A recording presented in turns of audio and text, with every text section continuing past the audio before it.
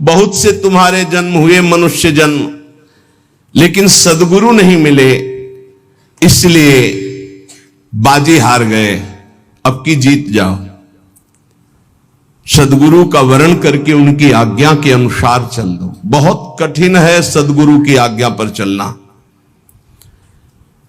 हमारा मन अहंकार से प्रेरित होकर मनमानी आचरण करने के लिए बहुत राजी होता है, लेकिन गुरुमानी होकर मन को मारकर गुरु आज्ञा में रहना एक किसी विशेष भाग्यशाली उपासक के भाव होते हैं। बाल्यावस्था कब चली गई पता नहीं चला, सोने में, खाने में, खेलने में। और जब जवानी आई तो बाम कहते हैं प्रतिकूल काम आकर्षण शरीरों में। ये ऐसा नशा चढ़ा काम का जवानी में, कुछ समझे में नहीं आया और जवानी निकल गई। तरुणाई सुख बाम में खोयो, डंके की चोट में काम ने तुम्हारी यौवन अवस्था को नष्ट कर दिया। गोस्वामी तुलसीदास जी कहते जौवन ज्वर के ही नहीं बलकावा, जवानी का बुखार किसको नहीं चढ़ा है? तो कोई तो होगा जिसको नहीं चढ़ा। उसी को नहीं चढ़ा जो भगवान के चरणों में चित्त लगा दिया, नहीं तो जौवन ज्वर के ही नहीं बलकावा। बड़ी कृपा होती है साधकों पर जब असुविधा जवानी में होती है। पेट में अन्न ही नहीं है तो काम की वृत्ति ही नहीं जागृत होती। बस एक ही आग लगी हुई है, कैसे ब्रह्म साक्षात्कार हो जाए, इस प्रपंच का बाध करके कैसे स्वरूप में स्थित हो जाओ। वहां कोई गुंजाइश नहीं कुछ सोचने की, देखने की, बोलने की। अब यौवन अवस्था में काम सुख और बुढ़ापा अवस्था में, बाल्यावस्था से जवानी तक जो किया उसके संस्कार खत्म, मनुष्य जीवन खत्म।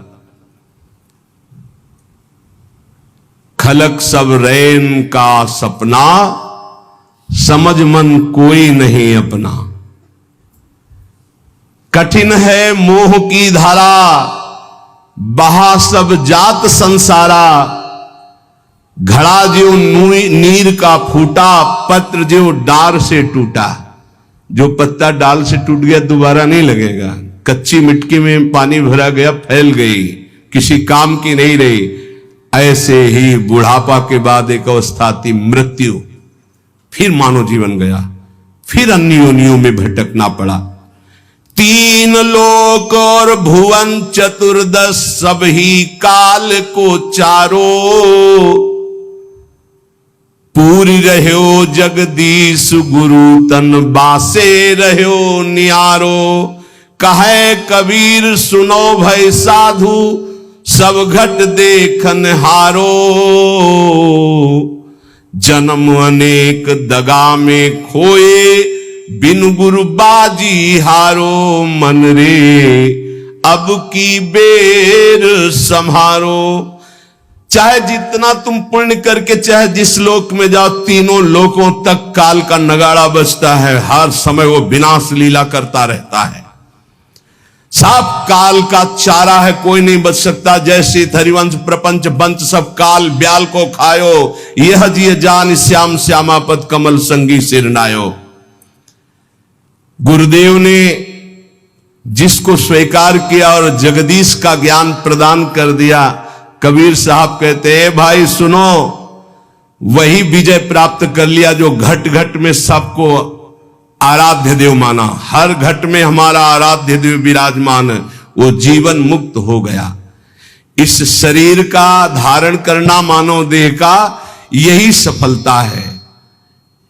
नाम जप करते हुए सब में भगवत भाव करके अपने आप का उद्धार कर ले।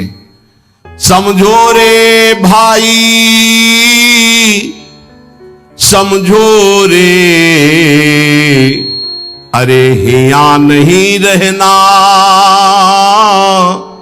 करना अंत पयाना। जाना है भाई जाना है, मरना है भाई मरना है। आज नहीं तो कल मरना है। गंदे विषय सेवन करके नहीं, भगवान नाम जप करके, अच्छे आचरण करके, भगवत प्राप्ति करके मरना है। यदि हम इस मनुष्य शरीर से भगवत प्राप्ति नहीं कर पाए तो हमारे दुख का अंत नहीं होने वाला। प्रेम भक्ति की रीति समुझ कर हित सो राम रिझावे। गोविंद के कौतुक गुण लीलाता को ध्यान लगावे। सेवा सुमिरन बंदन अर्चन नौधा सो चित लावे। अब की अवसर भलो बनो है बहुरी दाव कब पावे। भजन प्रताप उतरे भव सागर उर आनंद बढ़ावे। साधुन की संगति को साबुन लेकर ममता मैल बहावे। हे भाई, बिना प्रेम भक्ति के भगवान की प्राप्ति कठिन है। गोविंद के चरणारविंद का आश्रय लेकर नाम जप करते हुए जो लीला गाते हैं, अर्चन बंदन करते हैं, नौधा भक्ति करते हैं, उनके हृदय में प्रेम लक्षणा भक्ति जागृत होती है। ये प्रेम लक्षणा भक्ति साधु संग से आती है। साधु संग रूपी ऐसा साबुन है कि ममता रूपी मैल धुल जाता है, और जहां मन ममता रूपी मैल से रहित हुआ तहां प्रेम प्रकाशित हो जाता है। प्रेम प्रकाशित होने में जो बाधा है, भक्ति करते हुए और साधु संग करते हुए भी यदि प्रेम प्रकाशित नहीं हो रहा, तो ये कुछ बाधाएं इसमें वर्णन की गई है। ध्यान से सुन लो, और इनको कभी करना नहीं तो प्रेम भक्ति जरूर जागृत हो जाएगी। पहला, आहार दोष। ध्यान में बैठा लो या लिखते जाओ। आपको साधु संग मिल गया है, नौधा भक्ति कर रहे हैं, लेकिन प्रेम नहीं प्रकट हो रहा है। जैसे आप वृंदावन धाम वास कर रहे हैं, सत्संग कर रहे हैं, नाम कीर्तन कर रहे हैं, प्रेम नहीं प्रकाशित हो रहा है, तो इन दोषों को देख लो आपके अंदर है क्या। पहला है आहार दोष। आहार दोष बुरी कमाई से जो अन्न आता है वो बुद्धि को भ्रष्ट कर देता है। इसीलिए हम आकाश वृत्ति से जीते हैं। आकाश वृत्ति, हमारे पास वही अन्न आएगा जो श्री जी पास करेंगे। नहीं, हिम्मत नहीं किसी के यहां रख दे। यहां शासन है सहचरियों का। यहां ऐसा नहीं कि कोई पापात्मा आवे और आके गड्डी रख के चला जाए, ऐसी हिम्मत नहीं, उसके कदम नहीं उसके अंदर प्रवेश कर सकते। यहां शासन है, अव्यक्त शासन है। अगर यहां 100 रुपया कोई रखता है तो मेरी लाडली जू से प्रेरित होकर रखेगा, अन्यथा नहीं। इसीलिए दो प्रकार से हमारा भोजन चलता है। एक तो ब्रजवासियों की टूक मांग के आते हैं, और दूसरा आकाश वृत्ति से जो आता है, बिना मांगे, बिना इशारा किए और बिना किसी प्रकार का सम्मान दिए। ये नहीं कि आप अर्थ देने वाले हो तो आपको एकांत में बुलाकर जयमाला पहनाई जाए कि जय हो आपकी, आपसे बिल्कुल नहीं। और हो सकता है कि आपको कटु वचन सुनने पड़े और फिर आप रखो तो तुम बहादुर ने लेके जाओ। लक्ष्मीपति जिनके सेवक हैं, उनके सेवक हैं, इसलिए हर अन्न का कण पवित्र होगा यहां का। हमारी स्वामिनी के द्वारा प्रेरित जो आता है वो हृदय से स्वीकार है। इसलिए कहीं भी किसी भी तरह का इशारा, दान पेटी, कोई ये सब नाटक कि भाई यहां इतने भरो, इतने भरो, कहीं कोई अगर कोई बाहर कर रहा है तो नौटंकी नाटक करके अर्थ एकत्रित करने वाला वो अपराधी माना जाएगा। इस पूरे राधा केली कुंज के भागवतिक विधान में किसी भी तरह के अर्थ का प्रवेश नहीं है।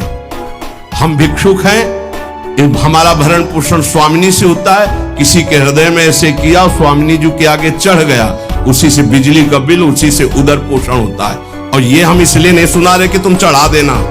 हम तो कसम खवाई सत्संग में कि जिनको ये लगता हो कि मेरे द्वारा चलता है, तुम्हें इष्ट की कसम या चवन्नी मत चढ़ाना। हम देखते हैं अपने स्वामी को, तुम्हारे से हमारा नहीं चलता, हम स्वामी से देखते हैं जिनसे अनंत ब्रह्मांड। तुमने सहयोग किया था ब्रह्मांड बनने में, क्या अनंत ब्रह्मांड एक संकल्प में बन गए, उनके हम दास हैं। तो जो अधर्म की कमाई से, अधर्म की कमाई कैसे होती है? जहां हमारा धर्म कहता है कि ये नहीं लेना चाहिए, हम उसे लेते हैं। जहां हमारा धर्म कहता है ये नहीं करना चाहिए, उसे हम करते हैं और फिर वो अर्थ लेते हैं। कई तरह के अधर्म की कमाई होती है। इसको हमने देखा भ्रमण के समय में। जैसे कहा जाता है कि आपका ब्लैक व्हाइट हो जाएगा, ऐसा हमने नहीं कहीं पढ़ा, शास्त्रों में नहीं पढ़ा, संतों से नहीं सुना। धर्म से 10 रुपया कमाओ, 4 रोटी बनाओ, 1 रोटी में 4 टुकड़े कर लो, 3 में तुम पाओ, एक गाय को दे दो, कौआ को दे दो, एक भिक्षुक संत को दे दो, एक ऐसे डाल दो, कोई जीव जंतु खा ले, इसे कहते हैं।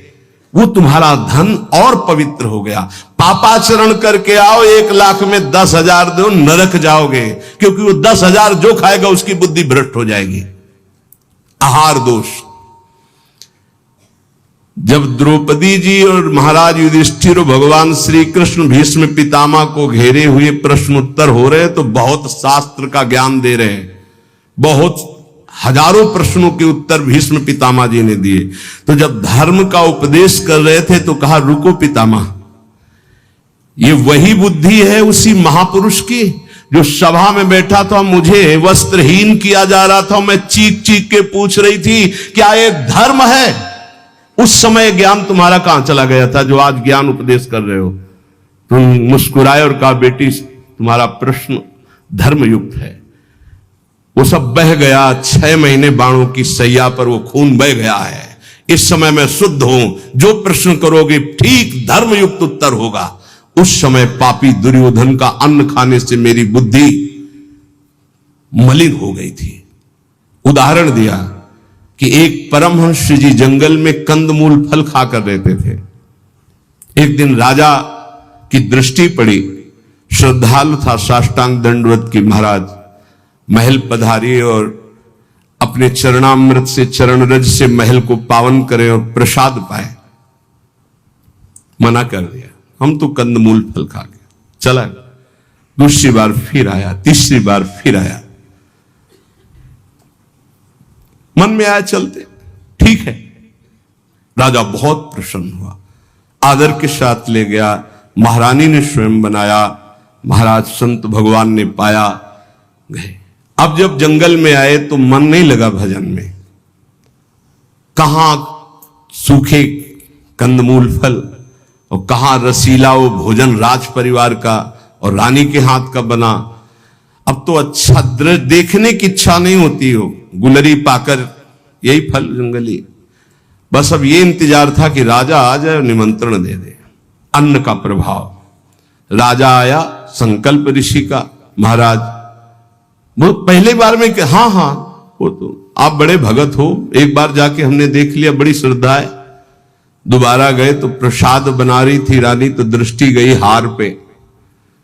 हार श्रृंगार उसमें रखा हुआ था, पेटी से खुल अपनी झोली में डाल लिया, बैठ गए, प्रसाद पाया, चले आए, झोली टांग दी। सायंकाल रानी जब श्रृंगार के लिए बैठी तो देखा और पेटी खाली, हार नहीं। तो उनका, महाराज यहां किसी चोर का प्रवेश है नहीं, आपके वही सन्यासी जी जो आए थे वही ले गए। ऐसा नहीं, वो तो बहुत त्यागी वैरागी, वो हार क्या करेंगे? बोले हमारी दास दासियां, निजी दास दासियां, ये कहीं बाहर नहीं जाती हैं, तो ये क्यों चोरी करेंगे? इनका और कोई है नहीं, ये तो हमारी सेवा में रहती है। राजा को भी पक्का प्रमाण लगा कि संत, पर उन्होंने कहा नहीं, हमारे संतों की अवहेलना होगी, आप इस शब्द मत उच्चारण करो, मैं दूसरा बनवा देता हूं।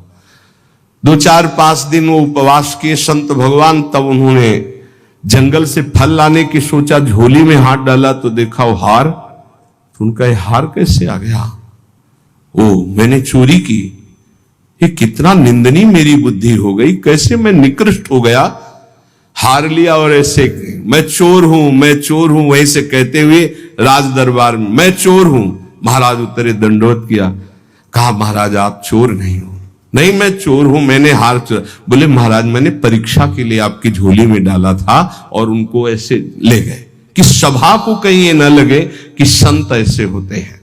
एकांत में ले गए और बोले महाराज आप ही चोरी करने वाले, आप ही ईमानदारी से वापस लाने वाले, मेरी समझ में नहीं आया। तो बोले शास्त्रों में जो लिखा है, आप कल सुने थे चर्चा में, प्रताप रुद्र जी के दर्शन के लिए भी महाप्रभु ने निषेध कर दिया था। राजअन्न निषेध माना गया है अगर वो वैष्णव भक्त ना हो तो। बोले ये राजअन्न का प्रभाव है कि मेरी बुद्धि लुभायमान हो गई और स्वर्ण की चोरी कर ली, कई दिन से भोजन नहीं पाया, वो सूख गया, रक्त जल गया, तो इसलिए अब मेरी बुद्धि शुद्ध हुई। ये तुम्हारे अन्न का दोष है जो हमने 2 बार पाया, उससे मेरी बुद्धि पतित हो गई। तो पहला दोष है आहार दोष, बुरी कमाई का, चोरी के पैसे का, दूसरे के हक का, अन्न या जबरदस्ती कर लेने का, इस तरह का जो धन है उससे जो खान पान है ये बुद्धि को भ्रष्ट कर देता है। जैसे ब्याज दर ब्याज, अब वो आपको पैसा मिलेगा तो फिर वो आपकी बुद्धि में भजन नहीं होने देगा। संकल्पित अन्न मिलेगा, कभी किसी का ऐसा दिया हुआ साधक को या गृहस्थ बट रहा है हलवा, भूखे मर रहे हो, ऐसे हाथ फैला दिया, तुम गृहस्थ हो, वृंदावन आए हो, एक दिन उपवास कर लो, थोड़ा सा कुछ लेकर पेट में डाल लो जो तुम्हारा धर्म की कमाई का, दूसरे का हलवा मत खाओ। मान लो हमारी बात, सारी बुद्धि नष्ट हो जाती, सुकृत नष्ट हो जाते हैं। आहार दोष पहला, कई बार बताया, इस पर ध्यान दीजिए। सतोगुणी पवित्र अन्न भी यदि मात्रा से अधिक हो गया तो रजोगुण, उस मात्रा से अधिक हो गया तो तमोगुण पैदा कर देगा। अल्प मात्रा में पाइए। दूसरा, शरीर को स्वस्थ रखिए। शरीर को स्वस्थ रखने के लिए, ब्रह्मचर्य पुष्ट रखने के लिए परिश्रम युक्त सेवा अत्यंत आवश्यक है, जिसमें पसीना चुए। ये दिनचर्या आज की नहीं है जो आप देख रहे हो कि 1:30 बजे उठते हैं, तो ये आज की नहीं, ये जीवन की दिनचर्या है। सूर्य उदय होते होते परिक्रमा वृंदावन की हो जाती थी। अपनी रात्रि में उठे, 45 मिनट व्यायाम, 48 मिनट प्राणायाम, छड़ी उठाई, पूरे वृंदावन की परिक्रमा एक सांस में। इसके बाद आके श्री जी की मंगला, गुरु जी की सेवा में 9 बजे तक, फिर आके श्रृंगार, फिर गुरु जी की 2:30 बजे रोटी मांग करके एक बार 24 घंटे में, वो भी न सब्जी न दाल। ऐसे थोड़ी भगवत मार्ग की निरंतर भगवदाकार वृत्ति प्राप्त की जाती है। अस्वस्थता ये भी बाधक है जब तक वृत्ति भगवदाकार ना हो जाए। अगर भगवदाकार वृत्ति है तो कोई फर्क नहीं पड़ेगा। भगवदाकार वृत्ति नहीं है और आपको केवल ऐसे ही नकली वो करके अल्ट्रासाउंड ऐसे और आपको बता दिया जाए कि आपकी किडनी थोड़ा दोष युक्त हो रही है, भजन करके दिखा देना, डिप्रेशन में पहुंचने लगोगे। पक्का समझना, शरीर स्वस्थ, चित्तवृत्ति प्रभु में लगा लोगे। शरीर अस्वस्थ है और चित्तवृत्ति भगवदाकार नहीं हुई तो इसी में कराओगे, पक्की बात समझ लो। और एक बार चित्तवृत्ति लग गई तो 2 किडनी की क्या बात, अगर 10-20 होती हो सब फेल हो जाती तो भी कोई फर्क नहीं पड़ता। पक्का मान लीजिए, पक्का मान लीजिए। इसीलिए संसारी पुरुषों को विश्वास नहीं होता कि क्या ऐसा भी हो सकता है, क्या ऐसा होता है। कर्तुम अकर्तुम अन्यथा कर्तुम सर्व समर्था सा ईश्वरः। अभी क्या समझे हो तुम? अस्वस्थता से बचिए। प्रत्येक साधक से कहा व्यायाम करो, चाहे साधक हो चाहे साधिका। संयम से चलो, व्यायाम प्राणायाम अत्यंत आवश्यक है। ठीक है, आपकी दिनचर्या ऐसी तो समय निकालो, ऐसी दिनचर्या में समय निकालो कि आप व्यायाम कर सको, आप प्राणायाम कर सको। मान लो मेरी बात। आहार अल्प पवित्र आहार है, पक्का, इसमें कोई संशय नहीं, गुरु प्रदत्त आहार है। और अल्प आहार तो शतोगुणी बना रहेगा। दूसरा, व्यायाम प्राणायाम प्रत्येक साधक को करना चाहिए। यह महापुरुषों को देखें, अपने गुरुदेव को भी देखा है, क्योंकि आजीवन हमें संयम पूर्वक भजन मार्ग में बढ़ना है, तो ये दोनों बातें जरूर। तीसरा, आलस्य का त्याग। आलस्य वृंदावन रहते हुए भजन करते हुए भगवत मार्ग में आपके प्रेम क्यों नहीं प्रकट हो रहा? ये सिद्ध महापुरुष के द्वारा बताए हुए। पहला आहार दोष, दूसरा शरीर को स्वस्थ रखो, नहीं तो अस्वस्थता में भजन नहीं होता। किनका? साधक का। तीसरा आलस्य, ये सबसे ज्यादा साधक को परेशान करता है। ये तीन बातें पहले क्यों लिखी गई? अभी और हैं। प्राय साधक को भोजन में स्वाद की बुद्धि रहती है। आलस्य को त्यागिए, नहीं तो प्रेम। काहे को इतना सोते हो? हम तो प्रभु से मनाते थे कि हमें नींद ना आए, प्रभु मेरी नींद खत्म हो जाए। वो आज उसकी कृपा का फल प्राप्त हो रहा है। हाँ, कि नींद नाम की चीज नहीं है यदि और कोई डिस्टर्ब भी नहीं, कोई परेशान भी नहीं है। ये बस अगर आप ठिकाने देखो, नींद को विश्राम जो इंद्रियों को मिलता है नींद में ना, वो संसार का चिंतन छोड़ने से। खास बात समझिए, 6 घंटे संसार का चिंतन छोड़ के बड़ा फ्रेश लगा, और 6 घंटे अगर भगवान के चिंतन में संसार को भूल गए तो कैसा लगेगा? सोचो। चौथा है प्रमाद। प्रमाद माने जो अभी काम करना है वो कल कर लेंगे, कल कर लेंगे ना। करने योग्य काम को आगे के लिए छोड़ देना और ना करने योग्य काम को तत्काल करना, जबकि साधक इसका उल्टा करता है। करने योग्य कार्य को तत्काल करता है, ना करने योग्य कार्य के लिए उपस्थित समय आने पर भी ओर से टाल देता है, कल देखेंगे। उसके ना करने योग्य कार्य को तत्काल करना और करने योग्य कार्य को आगे के लिए टाल देना, इसे प्रमाद कहते हैं। पुरुषार्थहीनता, जैसे कुछ लोग ऐसे कहते हैं कि अरे वो जब आपकी कृपा होगी तो सब हो जाएगा। हाँ, आकाश से उतरेगी कृपा। तुम्हें कह रहे नाम जप करो, समय से वाणी पाठ में जाओ, समय से ऐसे करो ऐसे, ये कृपा नहीं और क्या? तुमको जो उपदेश कर रहे हैं कृपा नहीं तो और क्या? भगवान गीता में उपदेश कर रहे हैं, शास्त्रों में उपदेश कर रहे हैं, ढूंढ ढूंढ करके हर बात तुम्हारे कान तक पहुंचा रहे हैं प्रभु। ये तुम पर कृपा नहीं है? अब तुम आलस्य करो, प्रमाद करो। बहुत समझ में नहीं आता कि साधक क्या लक्ष्य लेकर के चलता है। पुरुषार्थहीनता है तो प्रेम प्राप्त नहीं होगा। पुरुषार्थ युक्त रहो, एक क्षण भी बर्बाद मत करो, कबहू काल वृथा नहीं जाए, इस पर ध्यान दीजिए। समय बर्बाद मत कीजिए, 1 मिनट आपका बहुत कीमती है। फिर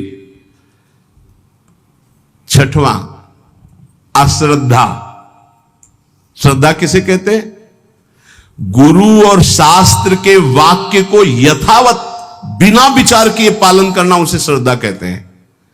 इसके बिना सिद्धावस्था नहीं होती, इसके बिना परम शांति नहीं मिलती। श्रद्धावान लभते ज्ञानम तत्परा संहितेन्द्रिया ज्ञानम लब्ध्वा पराम शांति मचिरेणादि गच्छति। श्रद्धावान ही ज्ञान को प्राप्त होता है, ज्ञानी ही अपनी इंद्रियों को संयम में रखता है, इंद्रियों को संयम में रखने वाला ही परम ज्ञान परम शांति को प्राप्त होता है। प्रथम हृदय श्रद्धा जो करे, सेवक वाणी, प्रथम हृदय श्रद्धा जो करे, आचार्यजन जाय अनुसरे जहां जहां हरिवंश के, तब बात बनती है। भवानी शंकरो बंदे श्रद्धा विश्वास रूपिणो याभ्याम बिना न पश्यन्ति सिद्धा स्वांता समय। कह रहे हैं ऐसा करो, बिल्कुल नहीं सुन रहे तो क्या है? अश्रद्धा। ये तुम्हें प्रेम प्राप्त नहीं होने देगी, ये भगवदानंद की अनुभूति नहीं होने देगी। कैसे?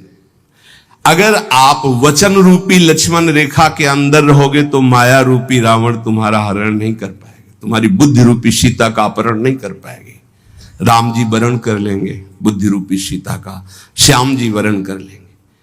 भीष्म पितामह अंतिम समय कहते हैं, हे श्री कृष्ण मेरी कुंवारी बुद्धि को स्वीकार करो। आज तक इस बुद्धि को कभी किसी ने स्पर्श नहीं किया, ये बुद्धि कुंवारी है, वरण कर लो इसको। लेकिन हमारी बुद्धि का तो अपहरण हो गया है, विषयों ने अपहरण कर लिया है। क्यों?